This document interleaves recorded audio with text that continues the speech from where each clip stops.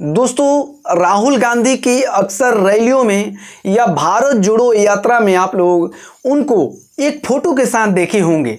वो फोटो जवाहरलाल नेहरू का नहीं, उनका जो पूर्वज हैं जवाहरलाल नेहरू का नहीं, इंदिरा गांधी का नहीं, राजीव गांधी का नहीं, संजय गांधी का नहीं, लेकिन वो फोटो था किसका?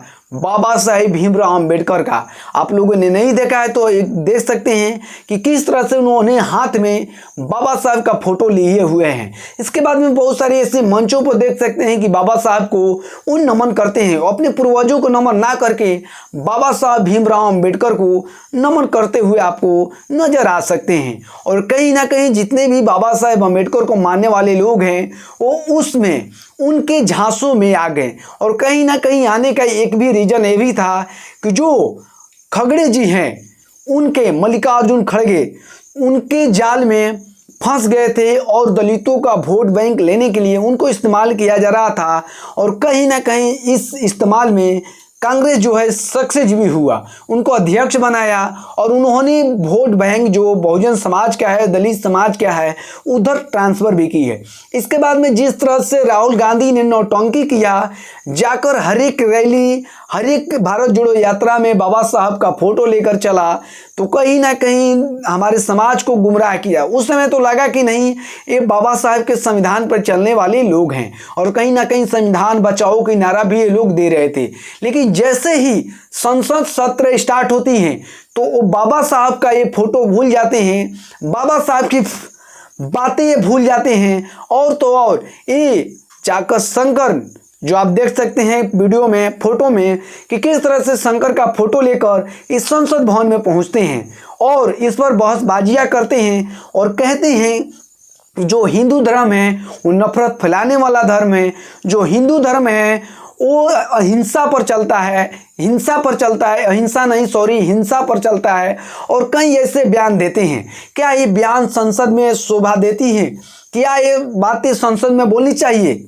जबकि ये होना चाहिए कि वहाँ जिस लिए ये लोग चुनाव लड़कर वहाँ पर पहुँचे थे, बाबा साहब का नाम लेकर, एक बार भी ये बाबा साहब का नाम नहीं लिए। समझिए, जो बाबा साहब का रात दिन फोटो लेकर चल रहे थे वही व्यक्ति बाबा साहब का नाम लेने में भी शर्मा रहा है उसमें, समझ लीजिए। और बार बार ये इधर उधर हर एक रैलियों में बाबा साहब का नाम लिया जा रहा था इसके मुंह से। लेकिन जैसे ही संसद सत्र चालू हुआ, कांग्रेस आशा स्थिति में पहुंची तो बाबा साहब का नाम भी लेना भूल गई।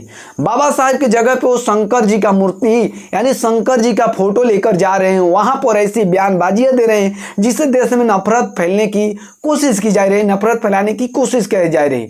जबकि उनको चाहिए था कि जो देश के मुद्दा हैं, जिस स्तर से दलित का वोट बैंक को लेकर वहां पर पहुंचे हैं, दलितों को मुद्दा उठाना चाहिए। जो दलित पर अत्याचार है उस पर उनको सोचना चाहिए।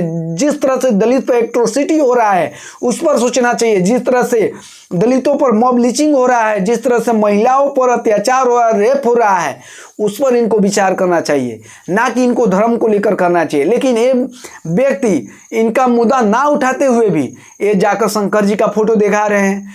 ये कौन सा तरीका है आपका कि जो इस तरह का हरकतें करते हैं? जो आपका बहुजन समाज सोचने वाली बातें हैं, दलित समाज खास करके आपको सोचने वाली बातें हैं कि आप लोगों ने इनको भर भर कर वोट दिया कि नहीं भाई हमको संविधान बचाना है। देख लीजिए, इस संविधान के नाम पर शंकर जी का फोटो लेकर चल रहे हैं। बाबा साहब ये उनका यही विचारधारा था? बाबा साहब का विचारधारा था यही? बिल्कुल नहीं था साथियों। ये गुमराह करने की कोशिश की जा रही है कि कैसे भी दलित समाज को गुमराह करने की कोशिश की जाए। इन लोगों को जो राजनीतिक जो है लीडरशिप, उसको SC ST का जो लीडरशिप है राजनीति में, उसको ख़त्म करने की कोशिश की जा रही है। इसमें हमारे लोग सहभागिता भी हैं, उसमें शामिल भी हैं। लेकिन समझने वाली दोस्तों है कि जिस दिन बहुजन राजनीति ख़त्म हो जाएगी फिर आपको पूछने वाला कोई नहीं है। अगर SC ST का कोई लीडर है तो उसकी वजह से आप बचे हुए हैं, उसके वजह से आपका मान सम्मान हो पा रहा है, नहीं तो ये लोग कभी मान सम्मान करने वाले नहीं थे। आज बाबा साहब का फोटो लेकर चल रहे हैं। आज 50 साल के अंदर उन्होंने आज तक बाबा साहब को भारत रत्न से नवाजा नहीं। BP सिंह की सरकार आई, उसने बाबा साहब को भारत रत्न दिया।